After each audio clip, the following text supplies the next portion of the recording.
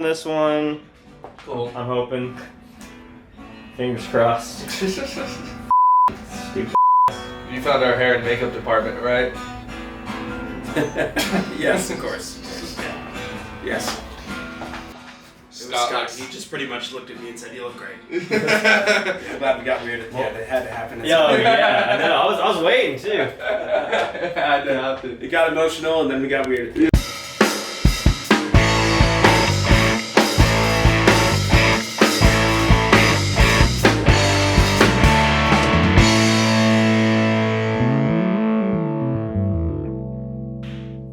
Hello, people of the world. Welcome back to another episode of Sam Sessions. We're back here in the acoustic gay room of South Austin Music. Another special day back here, as always. To my right, Brian Wolff. What's up? And right here, you got the world's worst interviewer. How you doing today, Brian? Dude, so happy to be here, man. This is so cool. It's Thanks nice for having me. Yeah, absolutely, man. It's nice to finally meet you. I've heard a little bit about you from Scott, and of course learned a whole lot about you getting ready for this interview. So there's so many things I'm excited to get into There's this today. imbalance. I know so little about you, man. You don't need to know shit. We're gonna get to know each other today. Yeah. You don't need to know a damn thing.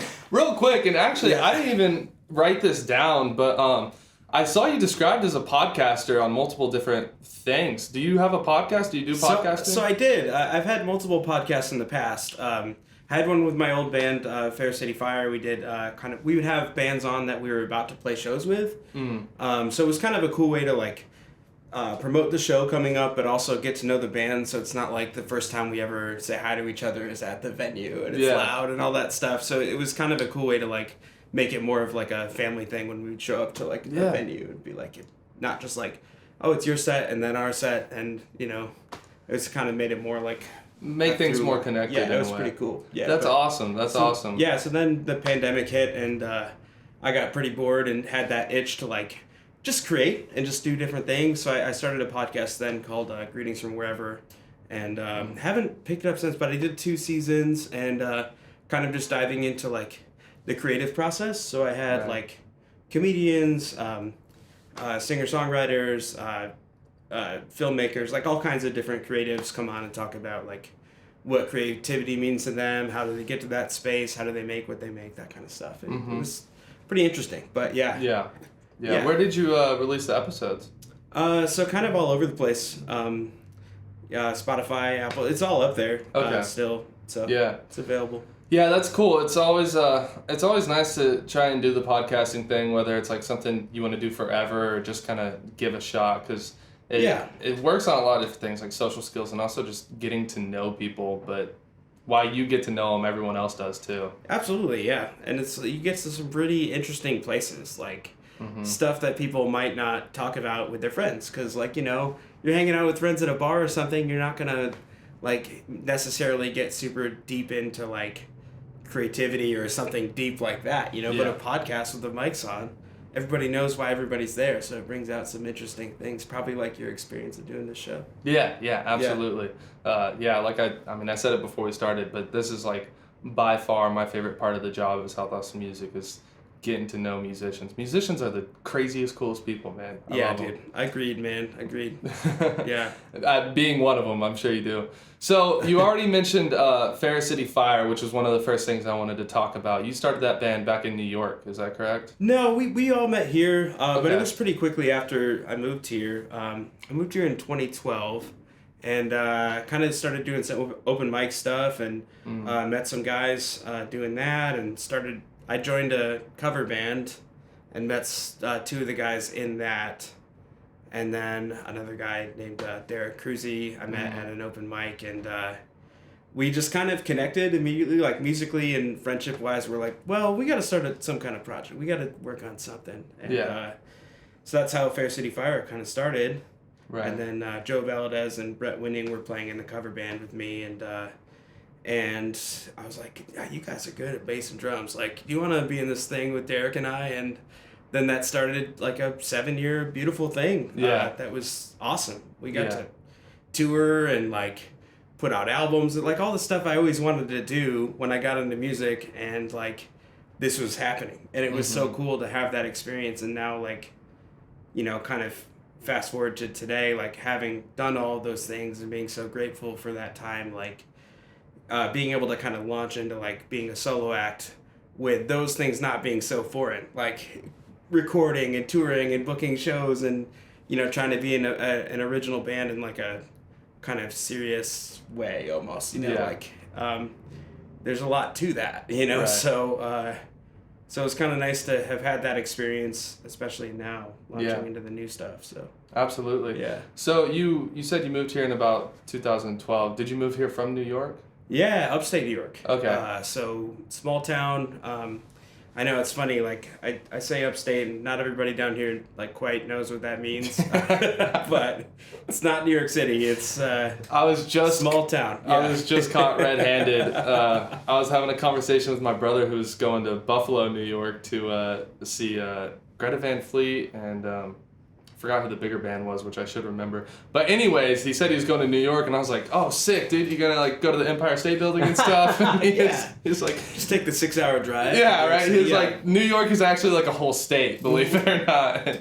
I've even been there. Like I've been to Manhattan, still didn't realize that. So see, if you didn't know that, now you do. Yeah. Don't say you didn't learn anything today if you're watching this on YouTube. So did you play music at all when you were back in upstate New York? Oh yeah, totally. That's kind of.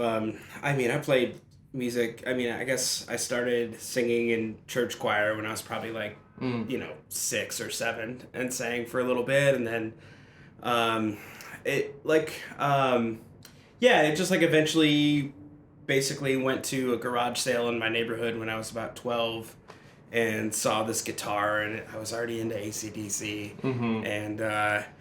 It was like this kind of Japanese knockoff brand of like the Gibson SG, which I had seen Angus Young playing and I was super into, and I was just like, I think I need that. And it was $75, and like, it's like, I think I need that, and I think I need to learn how to play that. It was just such an instinct thing, like, Wayne's World, like, she will be mine, kind of thing. But I had a paper route at the time, so I just used some of that paper route money, and just like you actually had a paper of like throwing papers. Not throwing. I mean, you have to lightly, gently. Don't get mad at you. You care about your job. This is no video game, Scott. Yeah, this is real life. Wait, so if you don't mind me asking, how old are you? I'm 34. Okay, so usually when I hear someone talk about how they had a paper route job, they're at least like 50 plus. I didn't realize that was a thing. Yeah. Was it like towards the end 50, of the... we're getting there, but... you look great for your age, Brian. Thank you. No one ever says that to me. Thank you. Oh, man. Yeah, that's interesting. I'm assuming you moved to Austin because of the music scene here. Oh, yeah, absolutely. Right? So it was kind of like... fast forward to college, I like started to play in some bands and stuff and started to write music, and we'd play out at bars and all that stuff. And then after college, I was in this like kind of local singing contest sponsored by like the local radio station, and it was called Binghamton Star. I'm from the Binghamton, New York area, and and basically, I like didn't have like, I mean, I was confident enough to go out and play like bar gigs, but it's like, this is fun, but like, we'll see where this goes kind of thing. And then I ended up getting convinced to be in that contest, and ended up winning it. And that kind of like gave me a lot of confidence of like, oh, maybe, I can really do this, maybe I can stand out and sing. And then started to get a lot of calls after that to play gigs around town and stuff. So it became like okay, I think I want to go to Austin, because that was kind of in the back of my head, but also there's something going on here. I need to like stay here and see this out and see what's going on. So I ended up being in Binghamton for a couple of years, and like after college, and and playing some gigs, playing all the bars downtown and stuff, local festivals, those kind of things, and it was so fun. And but I just realized like, okay, it's one of those things. I looked at it and I was like, man, I think if I just stay here, I looked at like 20 years down the road. I'm like, I think I'm going to be playing the same bars for the same people and like the same kind of thing. Like I don't really see a ton of personal growth, like either musically or just like career wise here. So I was like, I need to go somewhere. I need to go somewhere where music is the thing, you know? So it was Austin or Nashville, and I already kind of knew some people that moved here. So made the move, man. It was a little scary, but did it. Got here, super overwhelming at first, and then just started to get a little bit more comfortable as I went. Started that band. So something I was curious about is working here. I talked to people that are in their 60s, 70s that have been playing in Austin forever, and younger people as well. Austin's known as the live music capital of the world, and some would maybe say like not so much anymore. As a person who, you know, plays gigs all over town, how do you feel about Austin being the live music capital of the world? Would you say it's still the case?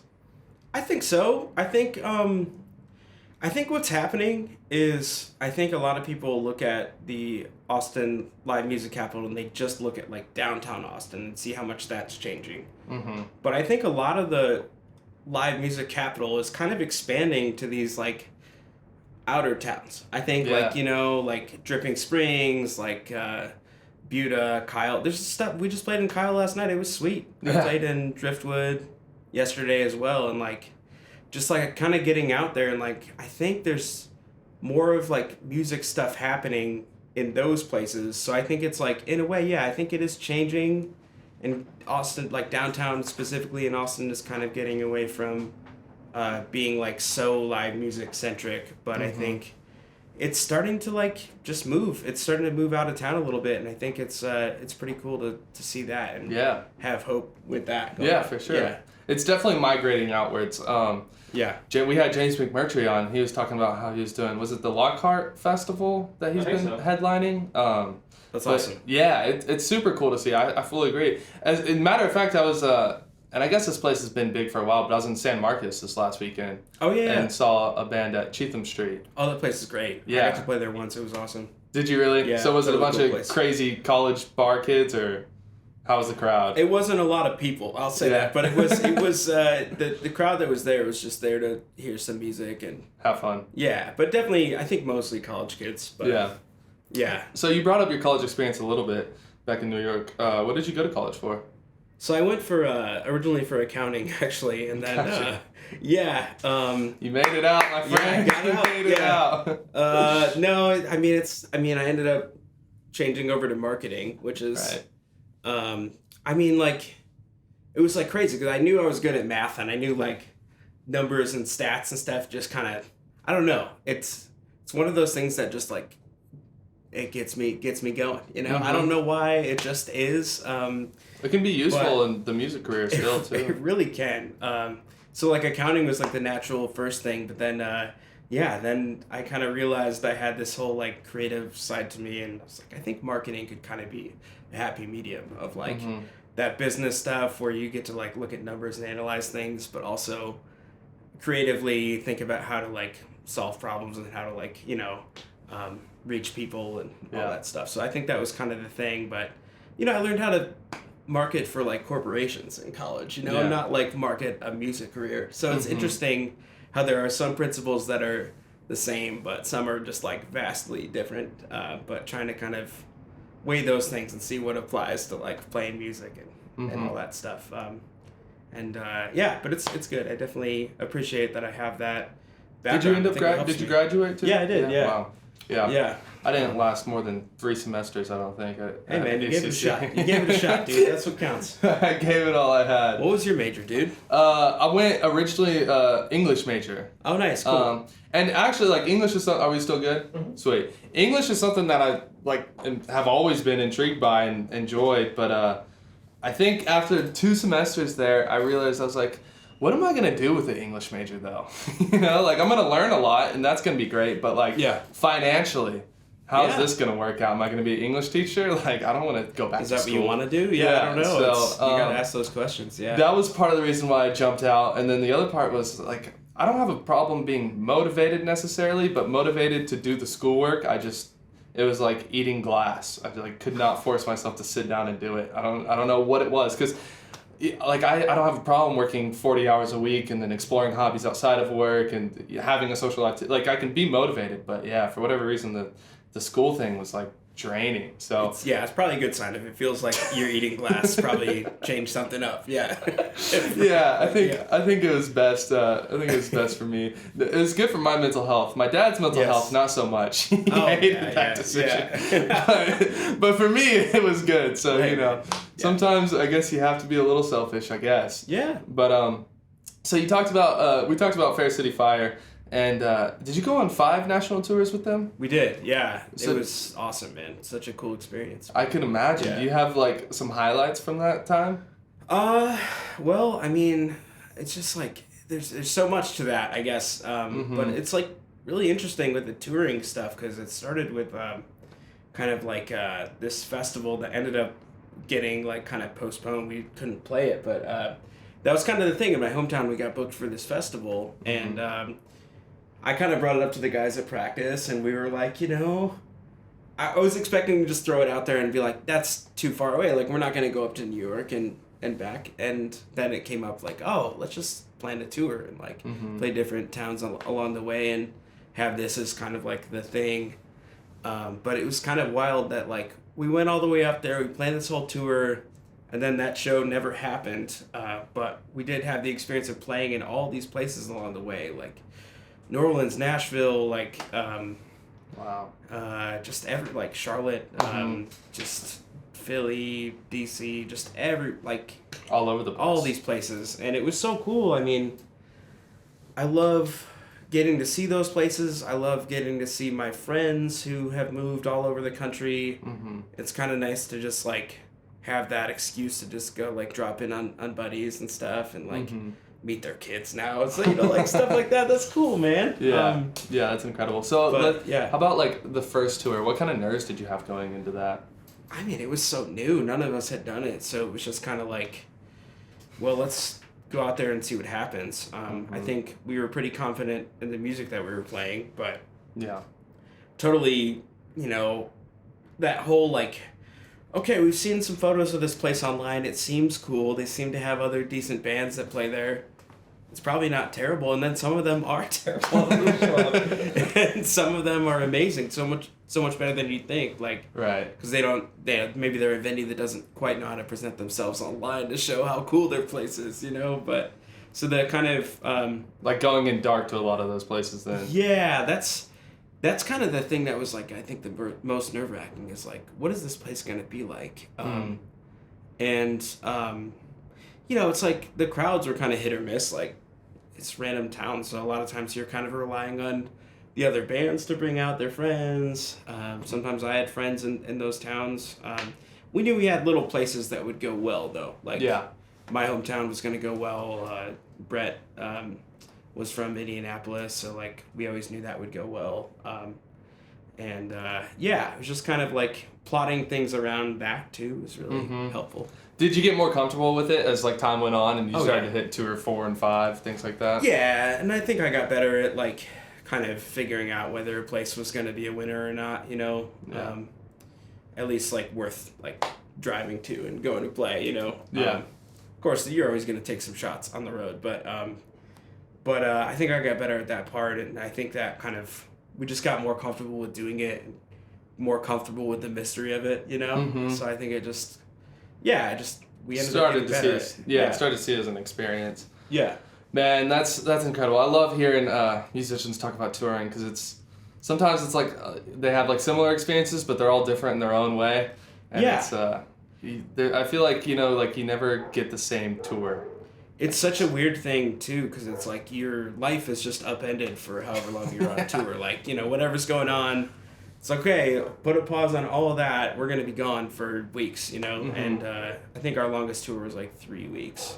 Yeah. And, it's kind of crazy. Even like that might not even sound that long, but you're just like in a van for that long. And like, when you come back, like I have vivid memories of like coming back and like waking up in my apartment and being like, okay, what city are we going to right now? It's like, no, the tour's over, bro. Like you're still, it's like when you get off a boat and you still feel like you're rocking kind of thing. Yeah. Oh man, that's crazy. It's weird. Yeah, it definitely throws off your whole like psyche for a little while. Yeah, I can imagine. Yeah. So you pretty recently released an EP called The Punch. Yeah. Right. And there's 5 songs on that. 2 of the 5 songs got on KUTX Song of the Day. That was pretty cool. That's pretty sweet, man. Really nice. That's major. Yeah, I love how supportive KUTX is of the music scene. Yeah. Definitely. Did you know that was going to happen before it did, or was it a surprise to you? One of them was a surprise. I mean, it's like one of those things, at least for me, it's like I take a lot of shots. I just email people and, just hope for the best, especially when I'm about to release things, like, try to word it the most professionally I can and just send it out. And the first one, when we released I Love You Goodnight, it was like very like, okay, like you're going to be song of the day on this day or whatever. I'm like, okay, great. That's awesome. And then when Motion was song of the day, it was like, I just got a text right after it happened from a friend that was just like, hey, you're a song of the day. I was like, what? That's got to be such a cool feeling. No, that was crazy. It was just, it was like, heart was pounding, all that stuff. Just like, I wish I would have known. I would have listened to it. But, Yeah, that's crazy. That's really cool, though. Man, one of my, like, absolute favorite qualities of a good musician, and I've talked about this a few times back here, but definitely one of my favorite things about a musician is their ability to go through something that's can be completely breaking to anyone and turn it into a piece of art. And you like really, really did that to the 10th degree with your song, I Love You Goodnight. And it's a little tough for me to talk about. I have two older brothers that are a huge part of the reason why I am who I am. But just to kind of like talk about it a little bit, I'm curious, like when you were writing that song, did the lyrics pour out for you, or was it a slow and meticulous writing process? Yeah, so, the songs kind of vary all the time. So, like, sometimes it's just so much work and, like, you're really laboring at, like, okay, what is this next line going to be? Okay, that line is, like, not quite there. Let me work on this for days and days and try to figure out how to refine this. But, like, that one, man, it was, like, I was just going through it. It was, like, it was, my brother passed away a long time ago now, but, over 16 years ago, but like it comes in waves, and it was just like it was 2020. A lot of stuff was going on in my life. Like I had gotten laid off from my job at the time. Like was going through a tough part of a relationship that was kind of having a rough ending, and then Fair City Fire broke up at that same time. It was kind of all three things happened at once, and like just going through so much and like really trying to figure out where to put that. Like it was just like building up inside of me and becoming this thing that was just like, oh, this is a lot. I need to put this somewhere. And then I just started to write that song, and it just like immediately started to feel a little bit lighter, all this stuff going on. And that's exactly what I'm talking about, I've been super fortunate to where I haven't really experienced anything to that degree, but a lot of people, when they go through things, they'll let it drag them down, and a sign of a really good musician is to be able to turn it into a piece of art, like I said. And for every single person that watches this episode, you really, really do need to go listen to that song, I Love You Goodnight. And then the next thing I wanted to say was the context of the song and the name of the song. You might think it's like a slow ballad, but it's actually like a kick-ass rockin'. Yeah, it's a kick-ass rockin' song. Is there a particular reason behind that? Yeah, totally. Because my brother and I used to play music together, so we that's how we like learned how to be in a band. So he got a drum set. He learned how to be really good at drums, and I learned guitar, and just like love to be like loud in the basement playing music together, and like having all this energy, getting all this aggression as kids, like trying our best at like Rage Against the Machine and stuff like that as kids, like 14-year-old kids, So I have a lot of really good memories of that, and we even started to write some music back then, but like the reason why this song is aggressive like that and loud, it's probably the loudest song on the EP, is because like that it comes from that time when we were like getting out that aggression. I wanted to like honor that. Yeah. For like sure. Because but it was like that line, I Love You Goodnight, was just such a like that was one of those things that just hit me. Like there was no like there was nothing that like really sparked that. It was just like, oh, I think this is like how to say what I really want to say here. But to kind of like put a pin in that thought about like all that stuff happening in 2020 in my life, like it was also like not getting to go home for Christmas and see my family and stuff that year because of like 2020 happening. They're all up in New York still, so like I remember being so just stressed about that, and then that just triggered that all like really like formed itself into like just feeling things about my brother, and And so it was just like, man, yeah, let's write this song. Let's make this happen. And so that's, yeah.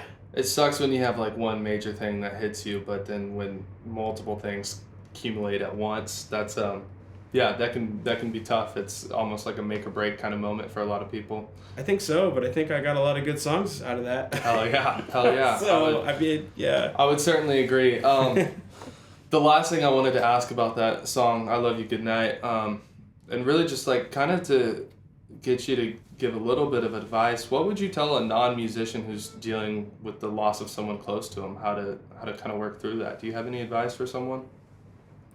I mean, I think just let it hurt, I think, is a big thing. But know that, like, I know this is not going to seem like happy advice, but it's probably the most realistic thing. Yeah. It's just like the pain never really goes away. It's just like those waves happen less often.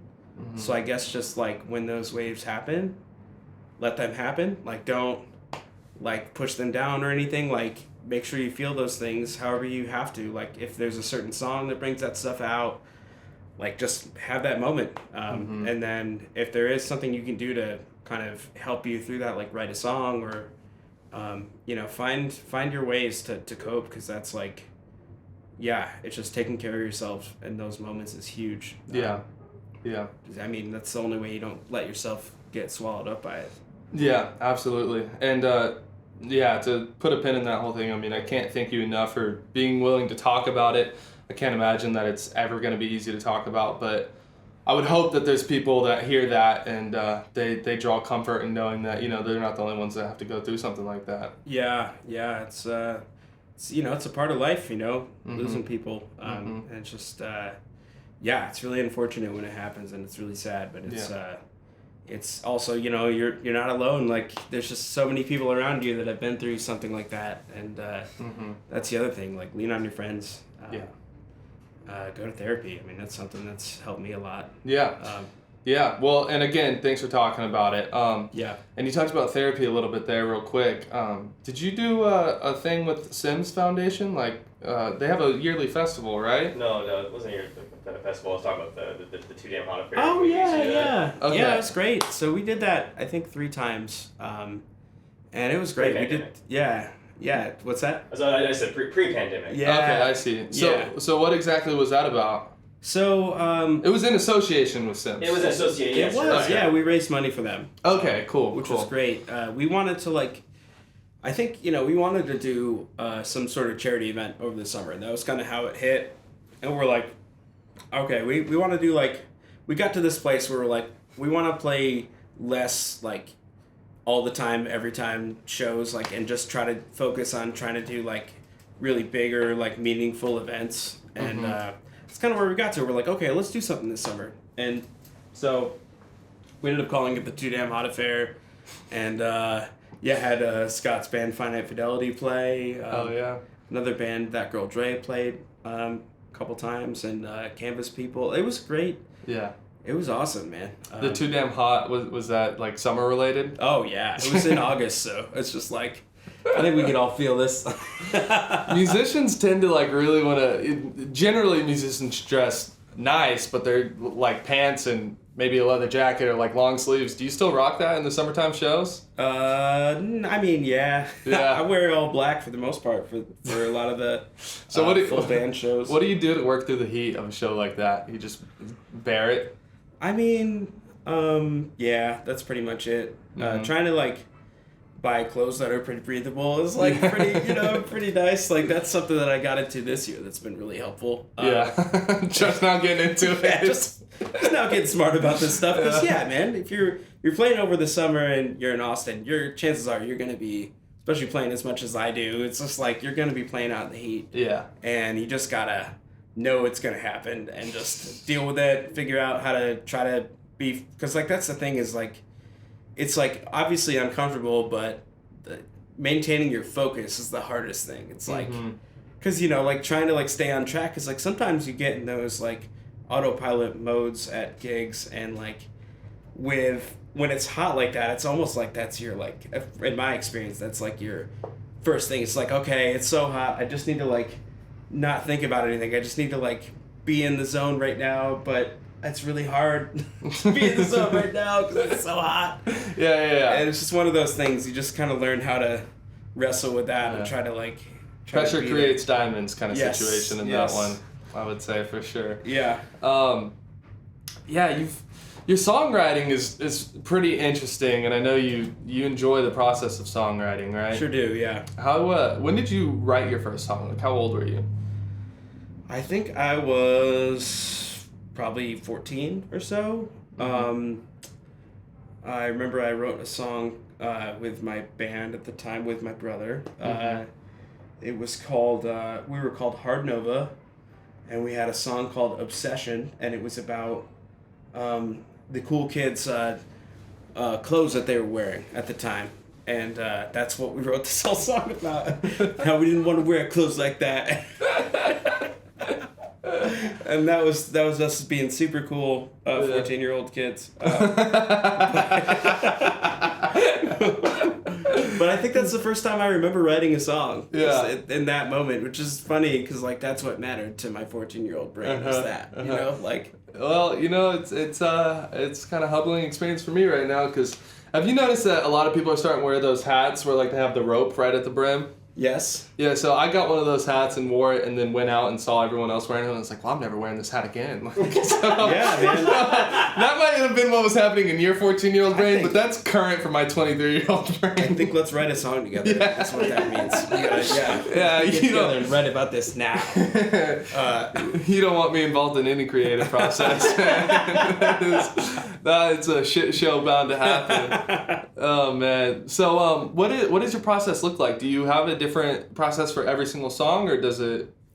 Yeah, so I think it starts with kind of going out and like trying to, you know, just do like go hiking or like kind of be active, go do things, like go live life. And then the thing is, because I'm always trying to think of ideas, even when I'm out, like something could hit me right now, like while I'm talking to you. And it's like, I think the big thing with that, like, or driving, or because I've definitely pulled over when I had an idea hit me. It's happened. But the big thing is, like, take a note. Make sure you get that down. If it's a melody, sing it into your phone. If it's, like, an idea of, like, oh, maybe this could be a cool line in something. I don't know what it means yet, but I'll figure it out later. And just write it in your, like, I have a little, you know, notes app in my phone, and it's just full of stuff like that, which probably if somebody were to try to read that, they'd be like, this guy's psychopath. Yeah, schizo. I know exactly what you're talking about. I had a nightmare the other night and like woke up all freaked out from the nightmare and then started to fall back asleep and then like shot back awake because I was like, oh my god, that'd be a cool horror movie. So like skimmed it out in the Notes app for sure. And Notes app is just essential. You have to because you always think you're going to remember it later when it's convenient to like actually get to work on something, but it's gone. By that time, it's totally gone. So it's like recording that moment of inspiration is huge. So like on a hike, always having my phone with me. But those are big, and then just kind of coming back to it, making time for it, just sitting down with the guitar, looking at all those notes and picking out anything that's like, okay, I could do something with that. Yeah. And then expanding on that idea. And I think it at that point, it's like really trying to hone an idea into like a specific thing. Like if it's going to be about love or loss or something, what about that thing? Because there's a ton of songs that are just generally, I love you. You're the best. I want to love you forever. And that's fine. You can write songs like that. That's cool. Like there's beautiful songs like that. But Taylor I think Swift. Yeah, but I think you can find something interesting about love that might be a unique take on how you feel about it, you know, or what's going on in your life. And I think that's the next big step is like honing that idea down to something a little bit more specific, and then it gets a little bit easier because everything you're doing after that, every line you're writing serves that one idea. And if it doesn't, it's gone, you know? So every guitar part, everything is supposed to like kind of tell that story. Yeah. What an amazing piece of wisdom. Because, I mean, I can take that into action in my own life for sure. Not even being a musician, that's great. What's the weirdest place you've drawn inspiration from? Like I just talked about having the nightmare, and I drew inspiration from it. Have you had something weird like that happen in your own time? I mean, definitely dreams, but nothing like like a crazy nightmare or anything. I'm trying to think of something specific that's like jumping out at me about that. Maybe something will hit me later. I'm not thinking of anything right now that'd be like interesting enough to bring up. But yeah, it's just a little bit of everything. Like maybe it's because I don't really think anything. Like I don't think writing down an idea from a dream is crazy. I think that's like perfectly normal. So like it's like maybe what might seem weird to somebody else. It's totally natural to you. Yeah. So interesting. That could be it. Yeah. Yeah. So I mean, that right there is a great piece of advice. Is always like, need to switch the battery. No, just kind of like my rap. Okay. We're about like 45. Oh no shit. Yeah. Damn. Getting Okay. honed in. Okay. So real quick, that's a amazing piece of advice right there. Always like write down when it comes to you, because you will forget it no matter how much you think you won't. Do you have another quick piece of advice maybe? Don't judge yourself so much, especially in the like early going of a song or creative piece, whatever you're doing. Just like if a line comes out, write it down. It's so much easier to write something and then edit it later than it is to like come up with something great out of thin air. Right. Like it's easier to like be like, okay, this line is okay. Maybe if I work on this tomorrow, I can make it a little bit better and refine the edges, as opposed to like trying to rely on tomorrow coming up with something way better than that out of nowhere. Like it's so like don't judge your ideas right away. Edit them later. Got it. Yeah, that's great. Sweet, Brian. So for the next part of the show, real quick, we'll do rapid fire questions, and let's go. This is kind of in the interest of getting to know you a little bit outside of the music here. So right off the bat, night owl or morning person? Both. Both? Yeah, I don't sleep. Okay, gotcha. Good stuff. That's a superpower right there, man. Let's say, like, okay, so fight or flight? Fight. Let's fight. Yeah. It's more fun that way, right? I think so. We just started asking this question. But also depending on what it is. Yeah. There's always a depending, but... Yeah. I'd rather stand there. We just started asking this question, and I was thinking about it, and I was like, well, like... If you think someone might shoot you or stab you over That's different. It depends on what we're talking about. It depends on what we're talking about. Fly hard. If it's like a mutual, we're being drunken idiots or just being idiots, like, it's kind of a sport, you know? Like, it can be a little fun, you know? Just painful. Yeah, and I think where my head went was more like less of a physical threat and more of like a emotional thing. Like, yeah, okay, like, cool. Let me hang in there and like... Yeah. Deal with this now as opposed to running away from it. Okay, gotcha. That's kind of where my head went. But I'm just a psycho aggressive motherfucker. I wasn't thinking about a big bear coming at me or anything like, come on, I've got you. Man, if I know anyone that could take down a grizzly, it's you, Brian. You got it. You got it. If I ever see you in a forest fighting with a grizzly bear, I'm helping the bear. Well, just the only thing is if somebody's filming it, we gotta have some good Instagram content. Yeah. It's pretty virality for sure. Yeah. So my next song, The Punch. The Punch 2. The Punching. Oh shit. Punching. Okay. Road trip or plane flight? Fly. Fly. Yeah. Just less time. Yeah. I like to be efficient about that. It's I don't mind the road, but it's definitely like if I can fly, I'm gonna do that. Yeah. Big venue or small? Let's go small. Nice. More intimate. Yes. Nice. Brian, I really can't thank you enough for coming on today. It was a pleasure to get to know you a little bit more. So much fun. Yeah, so much fun. Like I said, these are like the best parts of my day, and it's always cool to get to know you, and hopefully some other people get to know you too. Yeah, this is great, man. Thanks for having me. Thanks for this opportunity. This is really cool, man. Absolutely, Brian. And if we can get you to stay a little bit longer for a quick performance. I'd love to. Awesome. Thank you so much, Brian. Absolutely, man. Sweet. All right. This is the title track on the EP that I put out a few months ago. It's called The Punch. And we kind of mentioned in the interview, I had a podcast for a while during the kind of height of the pandemic where I talked to creatives and I was talking to some comedians. And they were talking about how they got into comedy. And one of them specifically was talking about how she got picked on a lot as a kid. And she talked about how basically how she got into telling jokes was to like tell the jokes before they could make fun of her. So make them laugh, so like their jokes wouldn't hurt because they were laughing. So I kind of thought about that in my own experience being bullied as a kid, and wrote the song about it. So hopefully, and finding your power in life too. So it's not just totally a bummer. It's kind of working through those things and figuring it out. So This is called The Punch.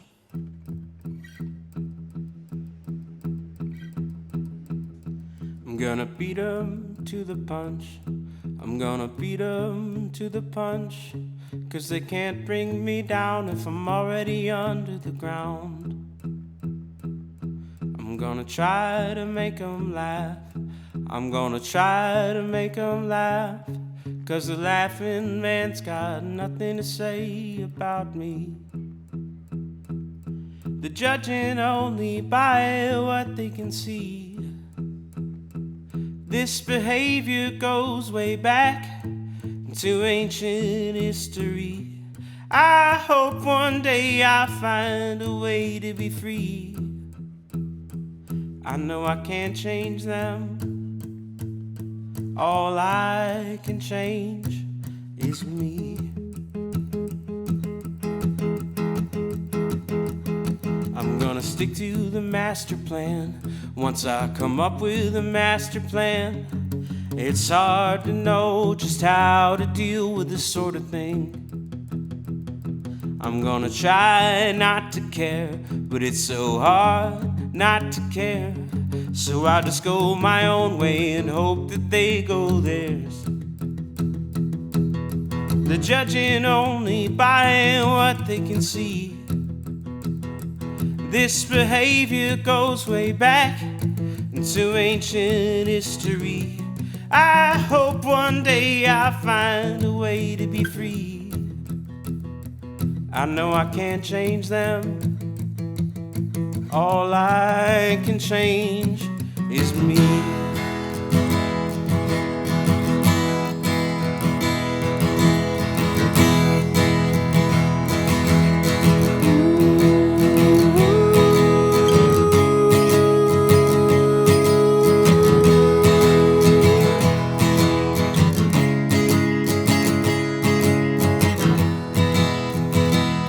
But I don't have to live this way. No, I don't have to live this way. No, I don't have to live this way. It won't always be this way. I can unclench my fist and reach out my hand. I can plant my flag and find my place to stand.